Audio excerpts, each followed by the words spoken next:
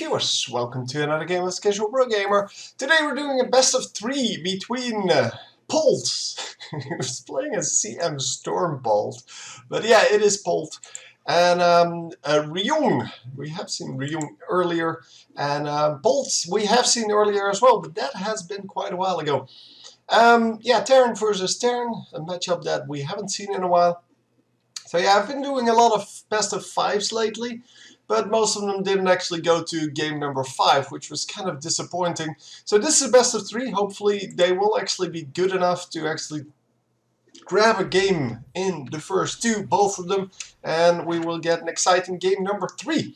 So a lot of people actually watch game number 3 first, which is of course ridiculous because it's a series. There's a reason why they go for a certain strategy in game number 3. I mean, this strategy that they're now going for, that's rehearsed. So game 1 and 2, those are the games that, especially game 1, but those are the strategies they repeated over and over, and most of the good strategies are actually in game numbers 1 and 2. So game number 3 is most of the time a more safe approach, and yeah, you definitely want to win game 3. Whereas losing game 1 or game 2 is not that big of a deal, unless you lost game 1 and then losing game 2 is kind of a big deal. But yeah, most of the time game 2 I would say is the game to watch. But in this case, of course, I don't know yet. So we are going to go for a similar build on both sides.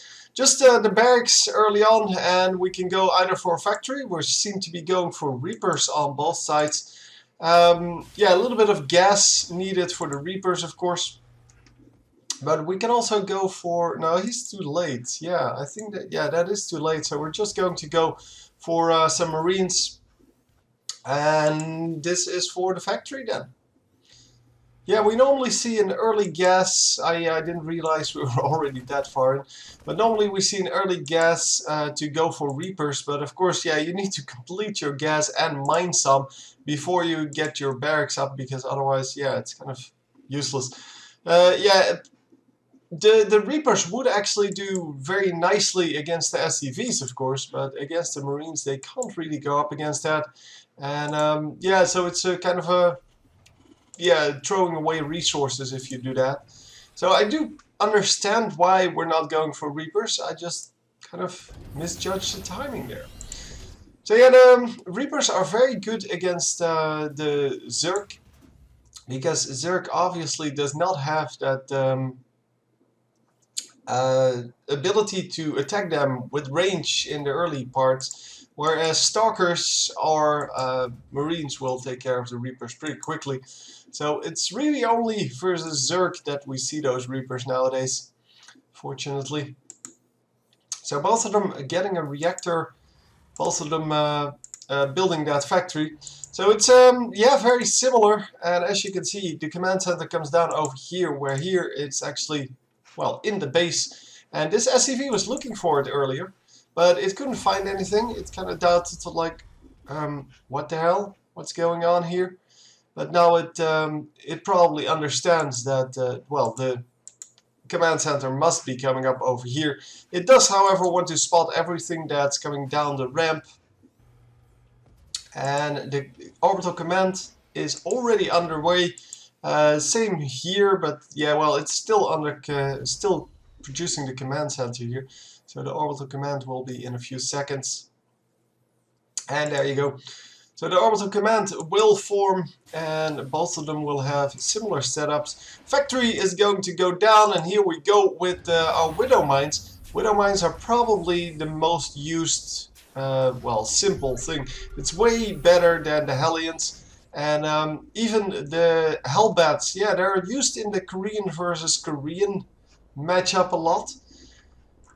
But not really in the European, or, well, I hadn't seen them in the European at all, and, yeah, I kind of was wondering whether they were any good, but yeah, the Koreans used them. This is, by the way, Korean versus Korean, so we might actually see them.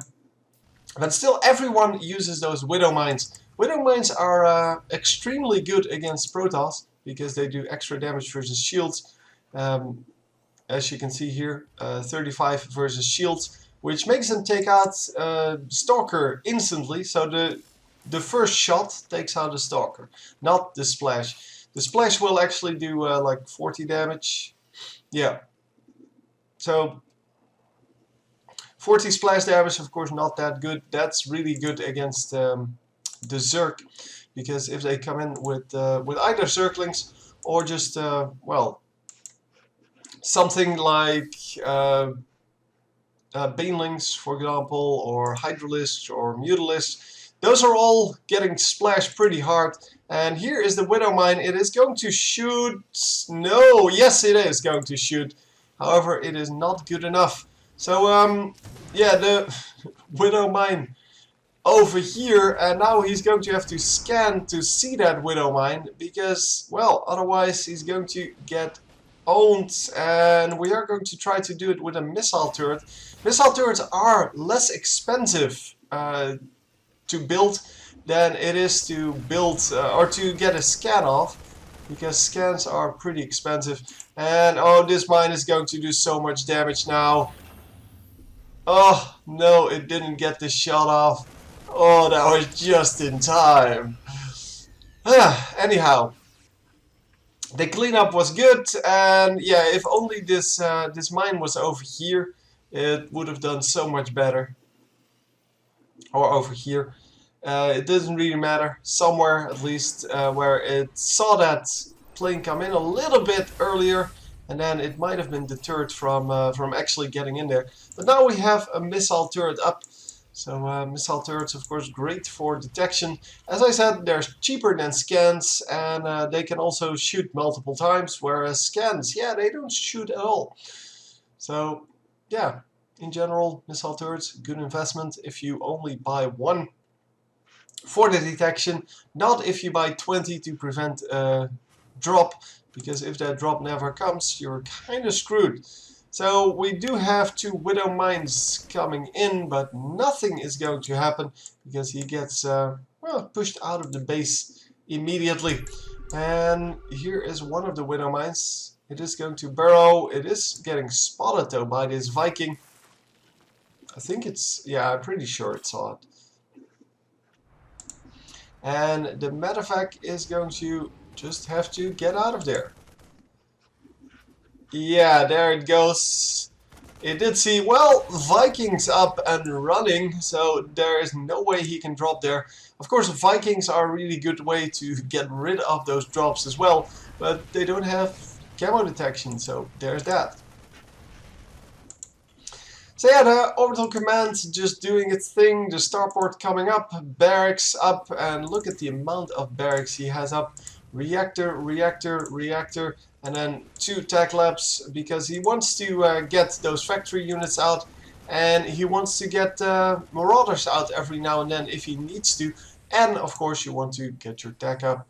But the tech, yeah, that's really not too much of a problem anymore, because there are only 2 techs that you want, and both of them have been researched, or well, the second one is researched still, but yeah. He might want to switch out that tech lab, well, make that a factory basically, because siege tanks is so much better than anything you can produce in the barracks. Yeah, the marauders of course would do well against the siege tanks. They take less damage, but not, oh no, they don't, never mind. No, versus armored boneless, of course. So no, they're not good against siege tanks. They only do more damage, but they can't really reach. So yeah, there's that. So I'm wondering what he can do against this, because other than banshees, there's really nothing that can approach this well, safely. And so we're going to have to go full on in there, hoping that that it will result in some kills. Obviously, we do have quite a few Marines here for our red team, but it's no siege tanks. And here it is riddled with siege tanks. I mean, 5 siege tanks, that is quite a big amount.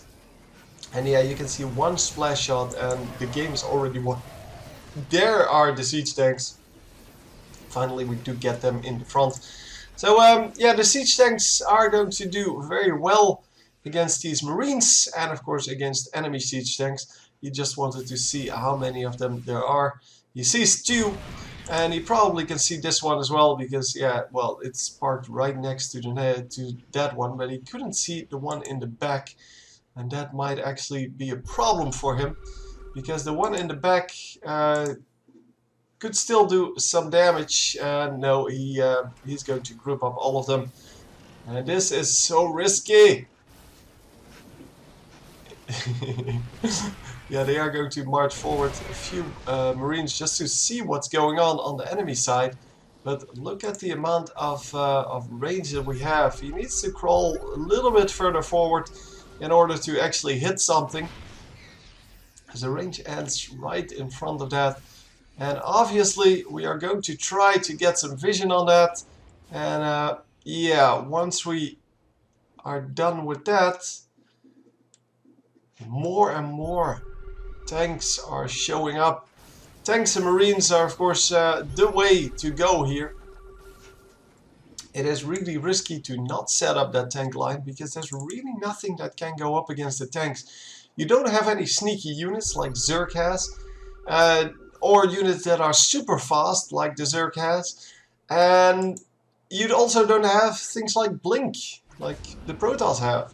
So all in all, it is quite a big deal. Oh yeah, this is going to hurt so much. Yep, he loses 3 tanks to just a handful of marines, and that is going to suck balls. Very nicely played by our blue player here. So Ryung really doing well in that fight, and now we're going straight up, and obviously we're going to take out some tanks as well, but lost so many marines doing so. Unfortunately for Mr. Ryung, the marines weren't actually there, so there's that. That's kind of sucky. I don't know what happened to the marines that went topside. I kind of lost track of that, because this was of course the fight to watch. And oh, this time it is Ryung who loses a lot of his marines. He did take out a couple of tanks, but that is not good enough. You need to make sure that you actually come out ahead, and we are going to drop over here. And with this this close off, it is actually harder to defend. So yeah, of course he can't really run through this and try to defend that. So getting these rocks up, definitely good. Getting the rock tower down, I should say. Definitely good, but it is still pretty hard to defend that. Oh my god, more marines showing up. So yeah, we have all kinds of marines now in this, on both sides, I wanted to say. Sensor tower is going up, and the sensor tower should help him predict whether they're coming from here, so they're trying to sneak around the back, or they're coming straight through the front. And of course, both tactics are kind of okay-ish.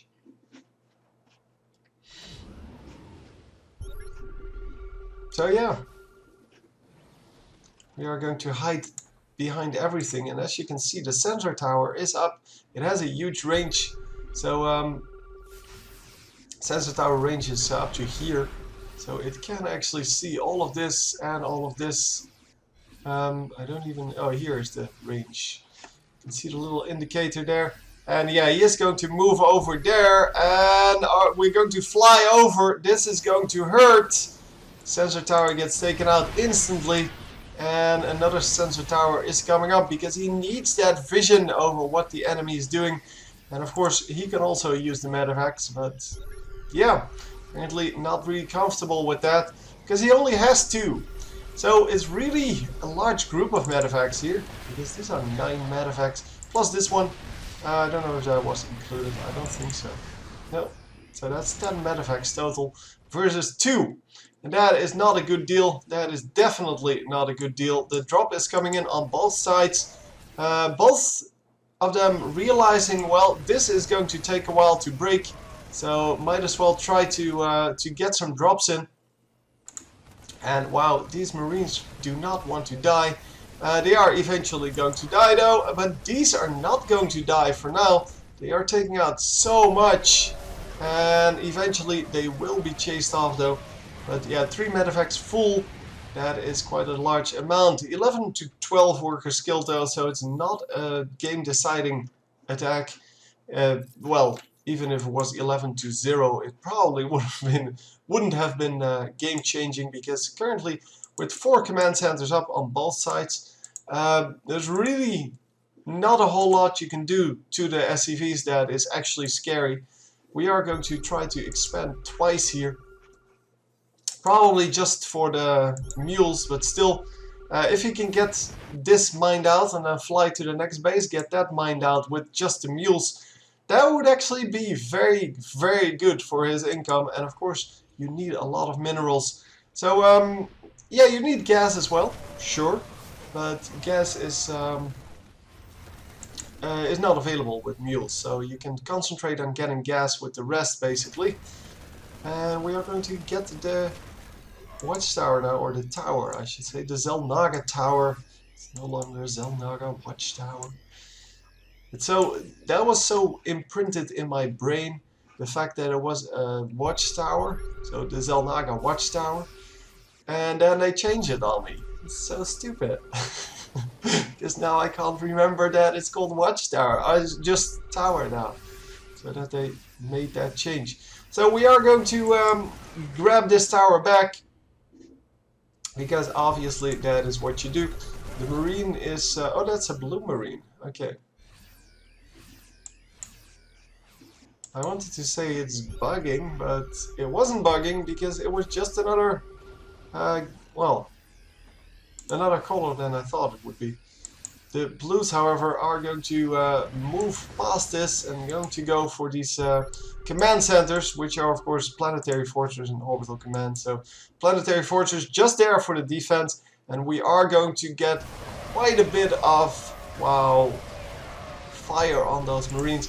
Yeah, these marines are all still pretty far alive, but here, so many of them died, and they are going to come in now. The tanks, however, are there. They are doing a good job of whittling down those, well, just taking down those marines. And here we are. We are going to drop over the edge and going to try to take out an orbital command, but he's not going to manage because of the SCVs. The SCVs get taken out though, and he can actually just take it out right here, because if he drops in front of this orbital command, it will burn down. But no, no, no, the drop is going to go all the way over here. That's not going to work, obviously. He might take down one. No, he's not even going to take down the one marine. That was just, yeah, bad decision making. Sorry, dude. That's just bad decision making. Could have taken out this this orbital command just by landing over here again, and then maybe picking them up, landing over here. But probably over here would have been good enough, because as soon as it's in the red, it will actually start to burn down, and then he has to fly to, well, wherever it is that his SCV force can actually reach.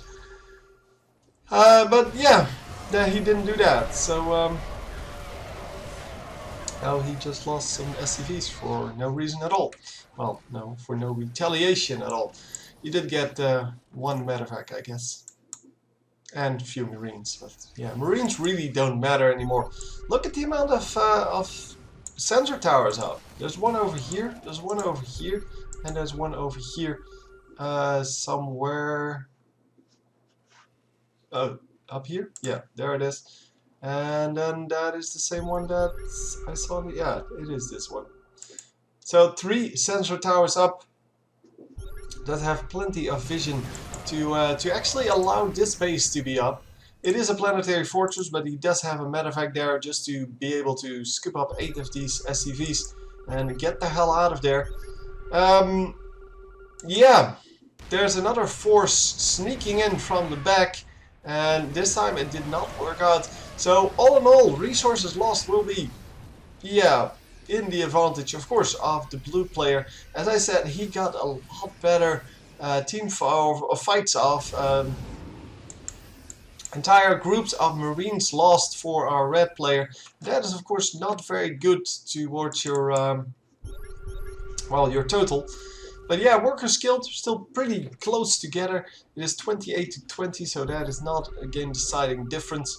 And all in all, yeah, it doesn't really matter at this point, because it matters whether you have bases up, not whether you have, well, a few more Marines up, or, yeah, like a few more workers up. Because workers can be replenished quite quickly. A lot of the income comes from the mules anyway. But as you can see, we are trying to get in, but yeah, this drop is so much more interesting. Is it going to do anything? I have no clue. I don't know what just happened.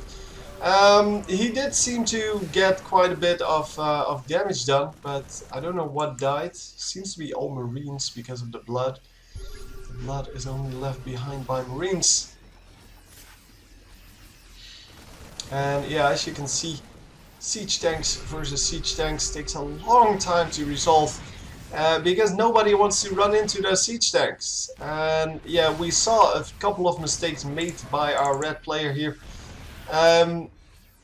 Yeah, he kind of gets screwed over then if he runs in first. Because if you run in first, you're going to lose all kinds of Marines. And even if you can take back that amount of Marines, you're still behind. Because those extra Marines, the ones that you lost basically, those are going to do damage as well. And as you can see, just losing Marines every time that they're trying to come in, because the siege tanks are just too powerful against that.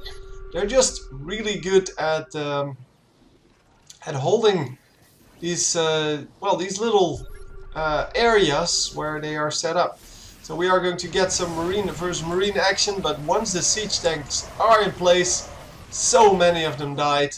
And once again, the resources lost. Yeah, they increased again because, well, the red player especially lost quite a few Marines. So I'm wondering what the tactic is going to be. We have another Marine invade over here, and this command center is going to lift off. It's going to die, but yeah, well, whatever. You have to try, right? And he might actually make it work. Yes, he is going to make it work. He does, however, need an SCV there right now. And that is not going to have... Oh, there is one with his army. The one that was producing this sensor tower. That is cute. So we are going to get some missile turrets up. And he is working with the sensor towers now as well. So the second one over here. Probably is going to put a third one over here somewhere. But yeah, our red player now, being the aggressor, he is not preventing this base though. This base is just happily mining, just taking down the crystals, no problem. And that is going to be a problem for our our red player here, because he doesn't have those bases up yet. This base now just came up, and it is finally mining, but yeah, that is of course no good. By the way, that suicide of the SCVs is because he wants to have more space to get his army up. Currently we're about 200 here for both of them. But yeah, as you can see, he suicided like 15 SCVs. So he's going to produce 15 more Marines just to, or maybe a tank and some Marines, just to fill up that gap. And wow, the tanks, yeah, there's such a huge force here. And wow, the tanks might actually just get this done, because they are sandwiching these. Yeah, they are sandwiching this this little army here. And yeah, that went pretty well. It's not actually a sandwich, he needed to come in from the other side then, but still, it was pretty good to have them on two sides, so that if he makes the mistake of trying to run back, it doesn't actually work out. Can he actually reach this? I don't think so. No. Well, he might just be able to, but no, apparently not, because then they would have fired on that. And yeah, here's the Marine drop. The Marine drop, of course, very efficient way to deal with this, because, well, some external siege tank will actually fire on those Marines. The splash damage will damage your, the tanks that you're trying to take out. And that, of course, is the way it goes. So yeah, the splash damage, especially versus armored, which tanks are, of course, they it will take out just about anything. So that is also the strength of the siege tanks, but it's also their weakness. If you have a situation like this where one tank is sitting, or a few tanks are sitting outside of a big clump of tanks, they can yeah, just drop some marines on the tanks and then you're kind of screwed. So you need to prevent that with your marines, and of course that didn't happen here. It kind of got screwed over. So no tanks anymore here for our blue player, and that might actually cost him, but no, he's setting up some new ones and going to get some nice splash hits off. Oh my god, losing so much. So like 3 tanks lost there. That's not a good deal. And wow, command center gets taken out. Yeah, the drops are just everywhere, and here we have a command center that wants to land. There's an SCV in its way.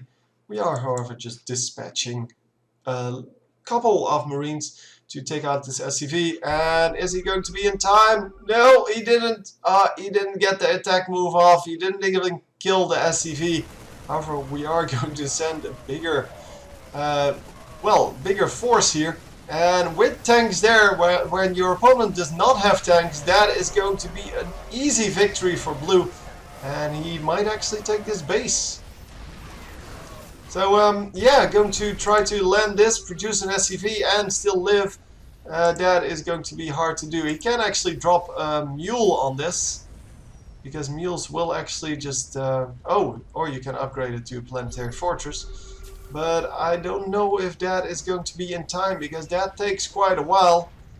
There's 50 seconds, and oh, he does... okay, he does have SCVs incoming, then it's no problem.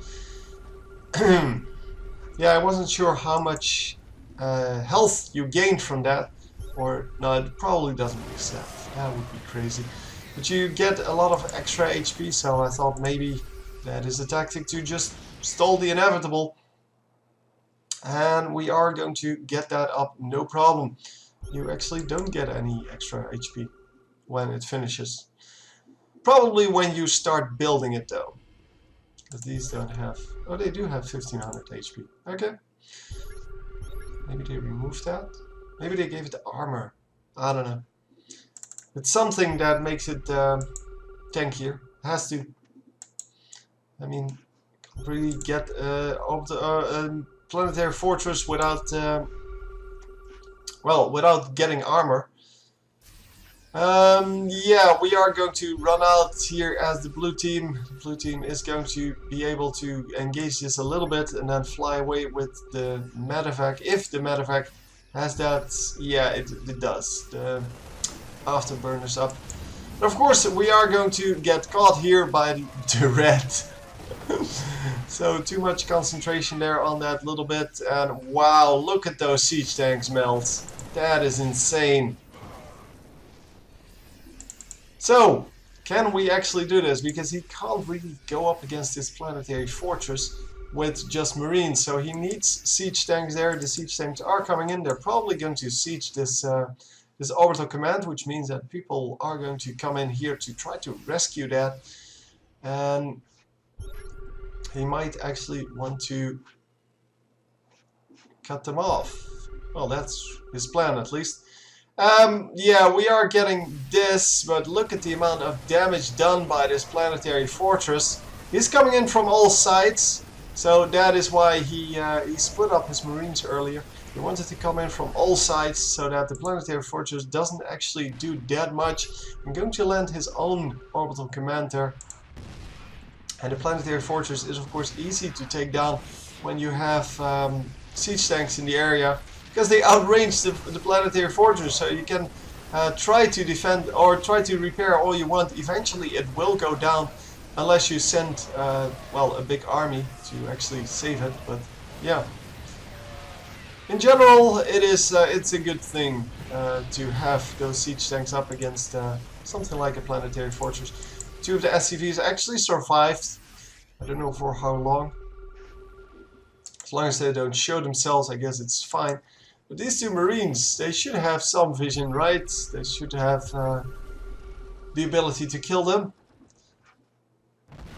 But yeah, red player going all aggressive and really taking advantage of the fact of the, well, the overextended bases over here. The bases that you can't actually defend. Yeah, and really making that work for him. So there's that. So we are going to get a little bit of a fight over here. And look at this now. There are only 4 medevacts here, where here there are now the 10 or so medevacts. 9 in fact. And that made all the difference in the beginning of this match. And it will make the difference here. So 42 minutes played already. This is going to be just such a long game because both of them decided to go for tanks. And of course, normally we don't see that too much, but tanks just hold the ground so well. They're not really aggressive units, they are just control units. So you kind of control the area, or the ground space, I guess, with these siege tanks, and it's just so hard to break. Other than going for air units, which would have been fine here, by the way. So vehicle and ship plating. Yeah, you do have the ship plating immediately, and the ship weapons, I believe. But yeah, you can actually just get the well, the air units out now, and just own all of this. Well, own the tanks, and if you own the tanks, obviously the rest of the fight is pretty easy because, well, it's just Marines. Marines don't really matter. And normally that is the follow-up, by the way. So yeah, it's taking a long time for them to actually get to the follow-up because there's no gas available for the one guy, and the other guy doesn't have minerals. So yeah, there's only one base mining here, and yeah, on the other side there's plenty of mining going on, but not any gas coming in. So for some reason, forgot to build. Oh no, he just put down his base there, but no gas on these other things. And yeah, eventually the blue player does get taken out. I'm really surprised by that because oh, hang on, the resources lost for the blue player now is so much higher. Did I mess that up earlier? I don't know. Might have been. But yeah, the red player was behind for that most of the early game, I believe. But really coming back because he could take out these mining bases over here. This one is almost mined out, so even though he stopped it, it didn't really matter. Because, well, at this point, 100, 300, yeah, there's just a few minerals left. It doesn't matter whether this base stays up or goes down because there are no minerals. This, however, was a major victory that he got this. And this base, of course, did come up, but yeah, without SCVs, it is not going to mine very steadily. So wow, a very long game, and I don't know if I messed that up. I will have a look because I was really wondering about that just now. Resources lost are just bigger on... Yeah, I tend to read that wrong because, well, resources lost is exactly the opposite of what I always think. Yeah, it seems that the blue player was always behind. He just was a base up, so I kind of, yeah, I didn't notice that.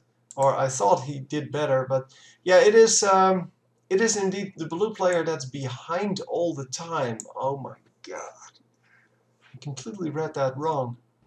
But yeah, it's just that the blue player lost, or the red player lost so many SCVs, or not SCVs, Marines, that I kind of assumed that was that he was behind now, and therefore I read this wrong. Sorry about that. Hope you enjoyed, and I will see you next time. GG.